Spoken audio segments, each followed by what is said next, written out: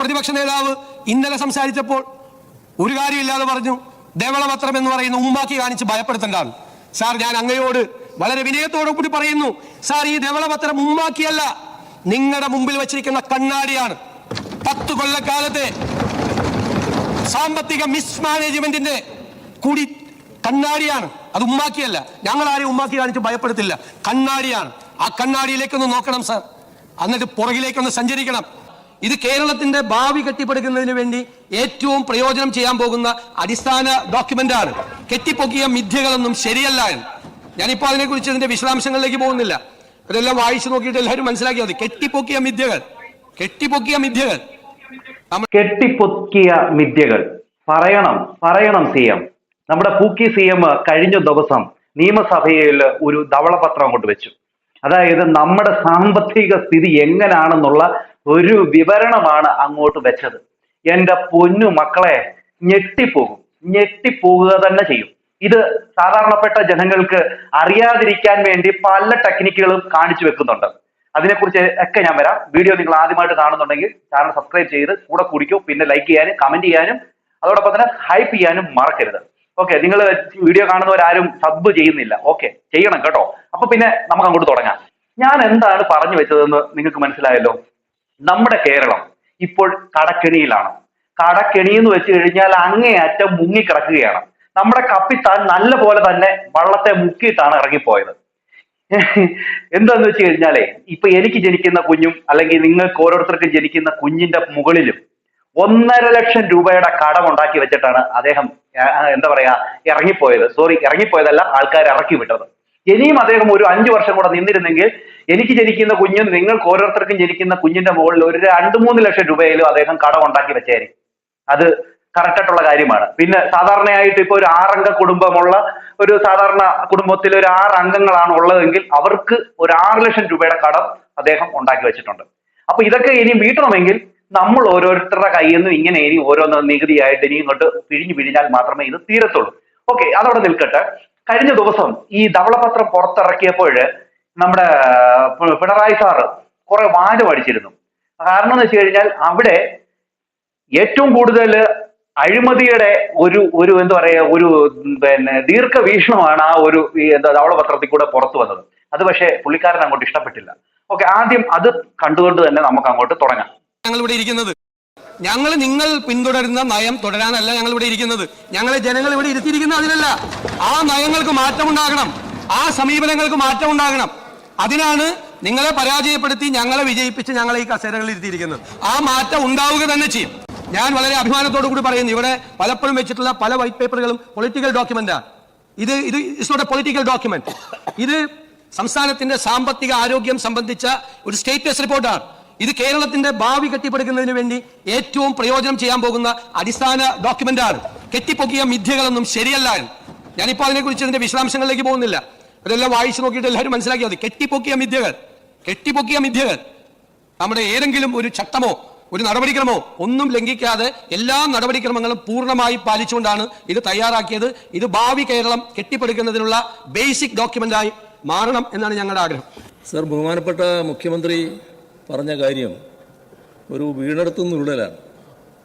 നമ്മുടെ സംസ്ഥാനം ഇതേവരെ പ്രസിദ്ധീകരിച്ചിട്ടുള്ള ധവളപത്രങ്ങളൊക്കെ പൊളിറ്റിക്കൽ ഡോക്യുമെൻ്റ് ആയിരുന്നു. ഇതാണ് ശരിയായ ധവളപത്രം എന്നാണ് അദ്ദേഹം പറഞ്ഞത്. സർ, അത് വിചിത്രമായൊരു വാദമാണ്. സർ, നമ്മുടെ സംസ്ഥാനത്ത് അപ്പുറത്തായാലും ഇപ്പുറത്തായാലും മാറി മാറി വന്ന ഗവൺമെൻറ്റുകൾ ധവളപത്രം ഇറക്കിയിട്ടുണ്ട്. ധനകാര്യ വകുപ്പ് നേരത്തെ തയ്യാറാക്കിയ അത്തരം ഡോക്യുമെൻറ്റുകൾ പൊളിറ്റിക്കൽ ഡോക്യുമെൻ്റാണെന്ന് മുഖ്യമന്ത്രി പറയുന്നത് വിചിത്രമായൊരു വാദഗതിയായിപ്പോയി. സർ, ഇതാണ് പൊളിറ്റിക്കൽ ഡോക്യുമെൻ്റ്. അത്തരമൊരു പൊളിറ്റിക്കൽ ഡോക്യുമെൻ്റ് ഇവിടെ കൊണ്ടുവന്നത് തീർത്തും അനുചിതമായ നടപടിക്രമമാണ്. ബഹുമാനപ്പെട്ട പ്രതിപക്ഷ നേതാവ് ഇവിടെ നടത്തിയതാണ് പൊളിറ്റിക്കൽ സ്റ്റേറ്റ്മെന്റ്. സാർ, ഒരു നടപടി അങ്ങ് ഇതിനെതിരായിട്ട് ഒരു ആക്ഷേപം ഉന്നയിക്കുമ്പോൾ ഏത് നടപടിക്രമമാണ്, ഏത് ആക്റ്റാണ്, ഏത് റൂൾസാണ്, ഏത് പ്രൊസീജിയറാണ് ലംഘിച്ചുകൊണ്ടാണ് ഇത് നടത്തിയതെന്ന് പറയാൻ കഴിഞ്ഞിട്ടില്ല. പിന്നെ ജസ്റ്റ് പറയാമല്ലോ, ഇതാണ് പൊളിറ്റിക്കൽ ഡോക്യുമെന്റ്, അങ്ങ് ഇത് വായിച്ചു നോക്കിയിട്ട് പോലില്ലല്ലോ. കവർ എത്തുന്നല്ലോ അവിടെ, ആ കവർ കവർ എത്തുന്നേ ഉള്ളൂ. അങ്ങ് ഇത് കണ്ടിട്ട് പോലുമില്ല. കാണുന്നതിന് മുമ്പ് ഇതാണ് പൊളിറ്റിക്കൽ ഡോക്യുമെന്റ് എന്ന് പറഞ്ഞത് ഉചിതമായില്ല എന്നാണ് എനിക്ക് പറയാനുള്ളത്. അദ്ദേഹമാണ് പറഞ്ഞത് നേരത്തെ ഉള്ളതെല്ലാം പൊളിറ്റിക്കൽ ഡോക്യുമെന്റ് ആയിരുന്നു. അതിനുള്ള മറുപടിയാണ് ഞാൻ പറഞ്ഞത്. കൃത്യമായിട്ട് ഇസ് ഓൺ റെക്കോർഡ്. ഞാൻ പറഞ്ഞത് ശ്രദ്ധിച്ചോ. ഇതിനു മുമ്പ് കൊണ്ടുവന്ന പല ധവളപത്രങ്ങളും ഇവിടെ വി ഡി സതീശൻ സാറ് കത്തി കയറുന്നുണ്ട്. ഇവിടെ പിണറായി വിജയന്റെ മുമ്പിൽ ആ പേപ്പർ അങ്ങോട്ട് എത്തിയില്ല. എത്തുന്നതിന് മുമ്പേ ചുമ്മാ വെച്ചങ്ങ് കാച്ചുകയാണ്. 10 വർഷത്തിന്റെ ധനധൂർത്ത് അത് തുറന്നടിച്ച് കാട്ടിയിരിക്കുകയാണ് വി ഡി സതീശൻ. അത് കണ്ടിട്ട് എന്താ പറയാ, എന്നെ ഉമ്മാക്കി കാട്ടി പേടിപ്പിക്കേണ്ട, എന്നെ ധവളപത്രം കാട്ടി പേടിപ്പിക്കേണ്ട എന്ന് പറഞ്ഞുകൊണ്ട് ഇരട്ടച്ചങ്കൻ അവിടെ കിടന്ന് മെഴുകുകയാണ്.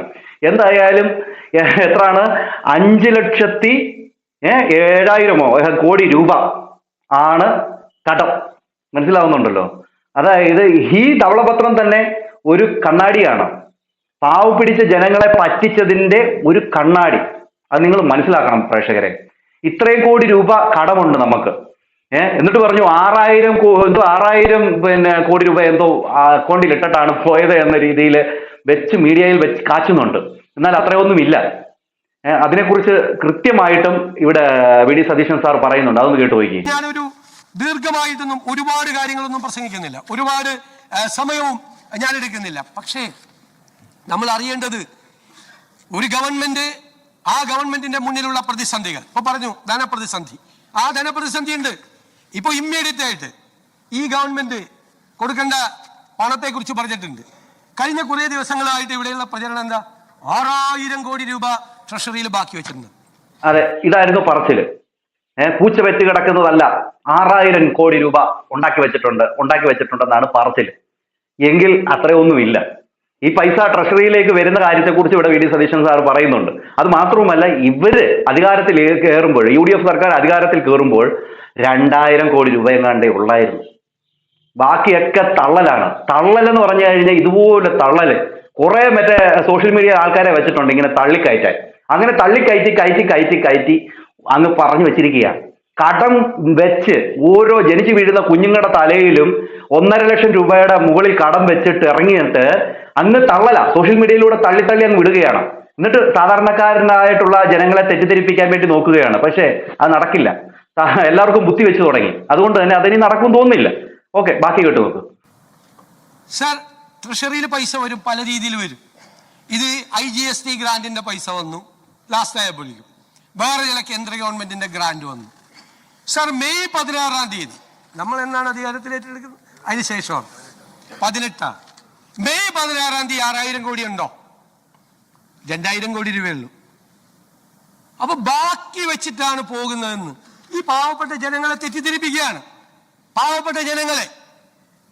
ഇവിടെ ഇരിക്കുന്ന ലെജിസ്ലേച്ചർ സെക്രട്ടേറിയറ്റിൽ ഒരു സ്റ്റാഫിന് 50,000 രൂപ സാലറി ഉണ്ടെന്ന് സങ്കല്പിക്കുക. 50,000 രൂപ കൂടുതലുണ്ടെന്ന് എനിക്കറിയാം. 50,000 രൂപ. ആൾക്ക് 25,000 രൂപ പലചരക്കടയിൽ കൊടുക്കണം ശമ്പളം കിട്ടുമ്പോൾ. പുള്ളി പലചരക്കടയിൽ കൊടുക്കുന്നില്ല. നല്ലൊരു ഉദാഹരണം പറയുന്നത് കേട്ടോ. ഇത് നിങ്ങൾ ശ്രദ്ധിച്ച് കേട്ടോണേ. ഞാൻ ഒന്നുകൂടെ വെച്ചുതരാം. ഇത് നിങ്ങൾ ശ്രദ്ധിച്ച് കേൾക്കണം. ഇതിൽ കൂടുതൽ സാധാരണക്കാർക്ക് മനസ്സിലാകാൻ പറ്റുന്ന രീതിയിൽ പറയാൻ പറ്റുമെന്ന് അറിയത്തില്ല. അദ്ദേഹം വളരെ കൃത്യമായിട്ട് പറഞ്ഞിട്ടുണ്ട്. അത് ഒന്നുകൂടെ കേട്ടത്. ലെജിസ്ലേച്ചർ സെക്രട്ടേറിയറ്റിൽ ഒരു സ്റ്റാഫിന് 50,000 രൂപ സാലറി ഉണ്ടെന്ന് സങ്കല്പിക്കുക. 50,000 രൂപ കൂടുതലുണ്ടെന്ന് എനിക്കറിയാം. 50,000 രൂപ.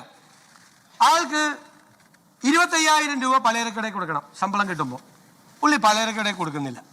അത് പോക്കറ്റിൽ വെക്കുന്നു. പാല് മേടിച്ച കാശ് കൊടുക്കുന്നില്ല. 1-ാം തീയതി ആകുമ്പോൾ പാലുകാരൻ വരുമ്പോൾ കൊടുത്തില്ല. പത്രക്കാരന്റെ കാശ് കൊടുക്കുന്നില്ല.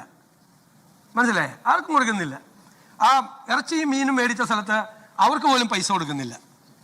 എന്നിട്ട് ഇദ്ദേഹം പറയാണ്, എൻ്റെ പോക്കറ്റിൽ 50,000 രൂപ ബാക്കിയുണ്ട്. നിങ്ങളുടെ കയ്യിൽ 6,000 കോടി രൂപ ബാക്കി ഉണ്ടായിരുന്നുവെങ്കിൽ LSCD മിനിസ്റ്റർ ഇവിടെ ഇരിക്കുന്നു. ലോക്കൽ ബോഡിയുടെ 3-ാം ഗഡു നിങ്ങൾ എന്തുകൊണ്ട് കൊടുത്തില്ല? 1,982 കോടി രൂപ നിങ്ങൾ എന്തുകൊണ്ട് കൊടുത്തില്ല? കയ്യിൽ പണം ഉണ്ടായിട്ട്. നിങ്ങളുടെ ഇമ്മീഡിയറ്റ് ലയബിലിറ്റി എന്തൊക്കെയാണ്? നിങ്ങൾ എവിടെയെല്ലാമാണ് നിങ്ങൾ പണം കൊടുക്കാനുള്ളത്? നിങ്ങൾ ആ പണം കൊടുക്കാനുള്ള ഒരുപാട് സ്ഥലങ്ങളിൽ നിങ്ങൾ പണം കൊടുത്തിട്ടില്ല. വിദ്യാർത്ഥികൾക്ക്, പട്ടികജാതി പട്ടികവർഗ വിദ്യാർത്ഥികൾക്ക് നിങ്ങൾ കൊടുക്കാനുള്ള പണം എത്രയാണെന്ന് അറിയാമോ? 377 കോടി രൂപ.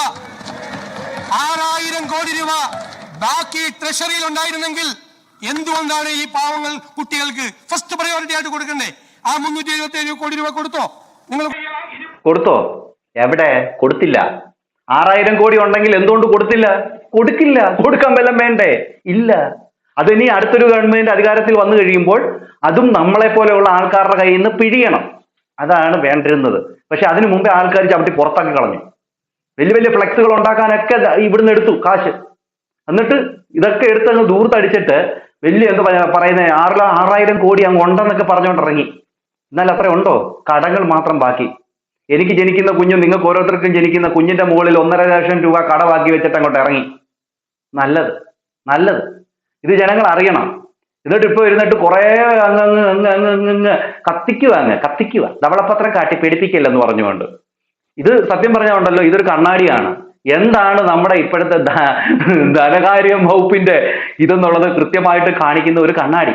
ഇത് സാധാരണപ്പെട്ട ജനങ്ങൾ മനസ്സിലാക്കണം എന്നുള്ളത് കൊണ്ട് തന്നെയാണ് ഇവിടെ വി.ഡി. സതീശൻ സാർ അത് കൃത്യമായിട്ട് പറഞ്ഞു തരുന്നത്. ഓക്കെ, ബാക്കി കൊടുത്തോ? 21,000 കോടി രൂപ ജീവനക്കാർക്ക് DA അരിയസ് വെച്ചിട്ടാണ് സർക്കാർ ഇറങ്ങുന്നത്. അത് കൊടുത്തില്ലല്ലോ. എന്നാ 6000 കോടി ബാക്കിയുണ്ട്. ഒരു അരിയസ് കൊടുത്തേക്കാം. തീരുമാനിച്ചില്ലല്ലോ. പെൻഷനർമാർക്ക് 14,387 കോടി രൂപയുടെ അരിയസ് ഉണ്ട്. കൊടുത്തോ? കൊടുത്തിട്ടില്ലല്ലോ. ഞാൻ അതും പോട്ടെ, അതെല്ലാം പോട്ടെ. ആ സപ്ലൈകോയ്ക്ക് കൊടുക്കാനുണ്ടല്ലോ ഒരു 2,893 കോടി രൂപ. ഏറ്റവും രൂക്ഷമായ വിലക്കയറ്റം നിൽക്കുന്ന ഒരു സംസ്ഥാനത്ത് 6000 കോടി രൂപ ട്രഷറിയിലുണ്ട്. ഇനി നിങ്ങളെടുത്ത് ചെലവാക്കിക്കോ എന്ന് പറയുന്ന നിങ്ങൾ എന്തേ അത് കൊടുക്കാതെ പോയത്? 2,893 കോടി രൂപ ഇവിടെ വിലക്കയറ്റം നിയന്ത്രിക്കുന്നതിന്റെ സർക്കാരിന്റെ ഏജൻസിയാണ്, മാർക്കറ്റ് ഇന്റർവെൻഷൻ നടത്തേണ്ട ഏജൻസിയാണ്. നിങ്ങൾ അവർക്ക് കൊടുത്തോ? എന്തിനാണ് ആ മെഡിക്കൽ സർവീസസ് കോർപ്പറേഷന് കൊടുക്കാനുണ്ട് 476 കോടി ഇല്ലേ? ഇവിടെ ടൈപ്പ് 1 ഡയബറ്റീസ് ഉള്ള പാവപ്പെട്ട കുഞ്ഞുങ്ങൾക്ക് ക്വാളിറ്റി ഇല്ലാത്ത മരുന്ന് വിതരണം നടത്തി നല്ല മരുന്ന് കിട്ടാൻ വേണ്ടി ആ കുഞ്ഞുങ്ങളെ കാത്തിരിക്കുക. അവർക്ക് നല്ല മരുന്ന് വിതരണം നടത്താൻ വേണ്ടി നിങ്ങൾക്ക് കൊടുക്കാമായിരുന്നില്ലേ ഈ പൈസ? കൊടുത്തില്ലല്ലോ. കൊടുത്തില്ല. 476 കോടി രൂപയാണ് അവർക്ക് കൊടുക്കാനുള്ളത്. ഞാനിപ്പോ കുറച്ച് സ്കീംസ് മാത്രമാണ് പറഞ്ഞത്. പാവപ്പെട്ടവർക്ക് കൊടുക്കാനുള്ള കാരുണ്യ സ്കീംസിൽ 2017 കോടിയുണ്ട്. ഇനിയും കൂടുതൽ പറഞ്ഞു കഴിഞ്ഞാൽ അവർ പെട്ടുപോകും. അവിടെ നിർത്തുക. ഇനി സമയമുണ്ടല്ലോ, ബാക്കിയുടെ നമുക്ക് പിന്നെ പറയാം. പക്ഷെ ഇത് പറഞ്ഞാൽ തന്നെ അവർ കുറെ സൈബർ ആൾക്കാരെ വെച്ചിട്ടുണ്ട്. അത് വെച്ചിട്ട് അവര് എന്താ പറയുക, നല്ല പിള്ള ചമഞ്ഞ് തട്ടി അങ്ങ് വിടും. എത്രയൊക്കെ നല്ല പിള്ള ചമഞ്ഞ് വെച്ചെന്ന് പറഞ്ഞാലും ഇത് നിങ്ങൾ ഈ ഉണ്ടാക്കി വിടുന്നത്, അതായത് നല്ല പിള്ള ചമയ്ക്കാൻ വേണ്ടി നിങ്ങൾ പരിശ്രമിക്കുമ്പോൾ നിങ്ങളുടെ കുഞ്ഞുങ്ങളുടെ മുകളിൽ കൂടിയാണ് എന്താ പറയുക കടമുള്ളത് എന്ന് നിങ്ങൾ മനസ്സിലാക്കണം കേട്ടോ. നമുക്കെല്ലാം ആകാം, പക്ഷേ അന്ധമായിട്ട് പാർട്ടിയെ ഇങ്ങനെ പൊക്കിക്കൊണ്ട് നടക്കരുത്. നടന്നു കഴിഞ്ഞാൽ നമുക്ക് തന്നെയാണ് അടി കേട്ടോ. നല്ലത് കണ്ടാൽ നല്ലതൊന്നും, തെറ്റ് കണ്ടാൽ അത് വിമർശിക്കുകയും ചെയ്യണം. അല്ലാതെ തെറ്റ് ചെയ്ത് കഴിഞ്ഞാൽ അതിനെയും പൊക്കി പിടിച്ചുകൊണ്ട് നടന്നു കഴിഞ്ഞാൽ അത് നല്ലതല്ല. ബാധ്യത വരുന്നത് നമുക്ക് ഓരോരുത്തർക്കുമാണ്, അത് മനസ്സിലാക്കുക. ഓക്കെ, ബാക്കി നിരവധിയായിട്ടുള്ള ബാധ്യതകൾ. ഇപ്പൊ ഇമ്മീഡിയറ്റ് ലയബിലിറ്റീസ് മാത്രമാണ് ഞാൻ പറഞ്ഞത്. എന്നിട്ടൊരു കഥ ഉണ്ടാക്കുക, എന്നിട്ട് സോഷ്യൽ മീഡിയയിലൂടെ പ്രചരിപ്പിക്കുക. 6000 കോടി ബാക്കി വെച്ചിട്ട് പോയിരിക്കുക. 16-ാം തീയതി നമ്മൾ അധികാരത്തിലേക്കുമ്പോൾ 2000 കോടിയാണ്. ഞാൻ ഇതിനെ കുറിച്ച് എല്ലാം ഡീറ്റെയിൽ ഈ വൈറ്റ് പേപ്പറിൽ എഴുതിയിട്ടുണ്ട്. ട്രഷറി ബാലൻസിനെ കുറിച്ചും ട്രഷറി ബാലൻസിന്റെ സിസ്റ്റത്തെ കുറിച്ചും. അത് ഓരോ സമയത്ത് ചിലപ്പോൾ പൈസ വരും, ഓരോ സമയത്ത് പൈസ വരും. പക്ഷേ നമ്മുടെ ലയബിലിറ്റീസ് അവിടെ നിൽക്കുകയാണ്. മനസ്സിലായില്ലേ? ലെജിസ്ലേച്ചർ സെക്രട്ടേറിയറ്റിലെ ജീവനക്കാരൻ 50,000 രൂപ പോക്കറ്റിൽ വെച്ചിട്ട് നമ്മളോട് പറയാണ്, കണ്ട ശമ്പളം കംപ്ലീറ്റ് എന്റെ പോക്കറ്റിലുണ്ടെന്ന്. ഭാര്യയോടെ ഒന്ന് പറയാണ്, ഭാര്യയോട് എന്റെ പോക്കറ്റിലുണ്ട്, ഞാൻ ഒരു പൈസ ചിലവാക്കിയിട്ടില്ല. കൊടുക്കാനുള്ള കടക്കാർ വാഴക നിൽക്കുകയാണ്. വാഴയിൽ തുറന്ന പത്രക്കാരനും പാലുകാരനും പലചരക്കടക്കാരനും ഇറച്ചി മേടിച്ചവരും മീൻ മേടിച്ച കൊണ്ടുവന്ന പാവപ്പെട്ട സ്ത്രീയൊക്കെ പുറത്തു നിൽക്കുകയാണ്. എന്നിട്ട് വാതിലടച്ചിട്ട് അകത്ത് നിന്ന് ഭാര്യയോട് പറയാം, 50,000 രൂപ ഞാൻ അതുപോലെ ഇവിടെ കൊണ്ടുവന്നിട്ടുണ്ടെന്ന് പറയാം. ഇതല്ലേ നടന്നത്? ഞാൻ പെട്ടെന്ന് ആളുകൾക്ക് മനസ്സിലാകാന് എന്നോട് ഒരുപാട് പേര് ചോദിക്കുക, സാറിന് നല്ല സുഖമായല്ലോ. ഞാൻ ചിന്തയായി, അല്ല ധനകാര്യ വകുപ്പല്ലേ? അതെ. ആ പഴയ മന്ത്രി 6000 കോടി ബാക്കി വെച്ചിട്ടല്ലേ പോയേക്കണത്, അടിച്ചു പൊളിക്കാമല്ലോ. അപ്പൊ അവരോടാണ് എന്നോട് ചോദ്യം ചോദിച്ച അവരോടാണ് ഞാൻ ഈ ഒരു ജീവനക്കാരൻ, ശമ്പളം കിട്ടിയ ജീവനക്കാരുടെ കഥ പറഞ്ഞത്. ഇപ്പൊ മനസ്സിലായല്ലോ, കാര്യം മനസ്സിലായില്ല. ഇതാണ് സാമ്പത്തിക അവസ്ഥ. സാർ, ഇതിന് മാറ്റമുണ്ടാകണം. സമ്പദ് വ്യവസ്ഥ ഞങ്ങൾ കമ്പയർ ചെയ്തിട്ടുണ്ട്. ബാക്കിയുള്ള സ്റ്റേറ്റിലെ സമ്പദ് വ്യവസ്ഥയുമായിട്ട് ഓരോ ഇൻഡിക്കേറ്റേഴ്സുമായിട്ട് കമ്പയർ ചെയ്ത് വളരെ മോശമാണ് നമ്മുടെ ഇൻട്രസ്റ്റ് റേറ്റ് നമുക്ക് വളരെ കൂടുതലാണ്. ഒരുപാട് കാര്യം കിഫ്ബിയെ കുറിച്ച് പറഞ്ഞിട്ടുണ്ട്. എന്താ സാർ കിഫ്ബി ഉണ്ടാക്കിയപ്പോൾ ഉള്ള പ്രഖ്യാപനം? ഇന്നും ബഹുമാനപ്പെട്ട പ്രതിപക്ഷ നേതാവ് അതിനെക്കുറിച്ച് പറഞ്ഞു. എന്താ കിഫ്ബി കൊണ്ടുവന്നപ്പോൾ ഇവിടെ എഴുന്നേറ്റ് നിന്ന് പ്രതിപക്ഷത്തിരുന്ന് ലീഗൽ ഒബ്ജക്ഷൻ നടത്തിയ ഒരാളാണ് ഞാൻ. അത് ഭരണഘടനാ വിരുദ്ധമാണ്, നിങ്ങളുടെ പർപ്പസ് സെർവ് ചെയ്യത്തില്ല എന്ന് പറഞ്ഞ ആളാണ്. എന്താണ് ചെയ്യുന്നത്?